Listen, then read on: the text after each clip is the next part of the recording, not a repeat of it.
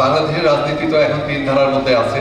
আপাতত আমরা যেটা ঘরোয়া রাজনীতির থেকে বাইরে আছে, তারপরে আমরা ঘরোয়া রাজনীতি করছি, মাঠের রাজনীতিও আছে এবং আমাদের সোশ্যাল মিডিয়ার রাজনীতিও আছে।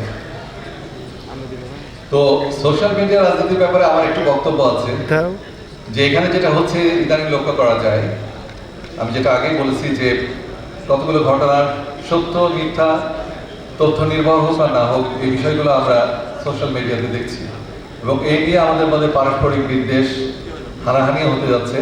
ওই সোশ্যাল মিডিয়ার ঘটনাটা পরবর্তীতে আবার মাঠের রাজনীতিতে চলে আসছে এবং আমি আশা করব যে আমরা আগামীতে এই ধরনের রাজনীতি বা বক্তব্য সোশ্যাল মিডিয়ায় দেওয়া থেকে বিরত থাকবো। কারণ আপনাদের মনে রাখতে হবে যে 5ই আগস্টের পরে আমরা যে পরিবর্তিত পরিস্থিতির মধ্যে দিয়ে যাচ্ছি, যে একটা নতুন বাংলাদেশের স্বপ্ন আমরা দেখতে পাচ্ছি বা দেখতে চাচ্ছি, সেই বাংলাদেশকে আমাদের নতুনভাবে তৈরি করার জন্য আমাদের মধ্যে সবচেয়ে বেশি দরকার হচ্ছে ধৈর্য।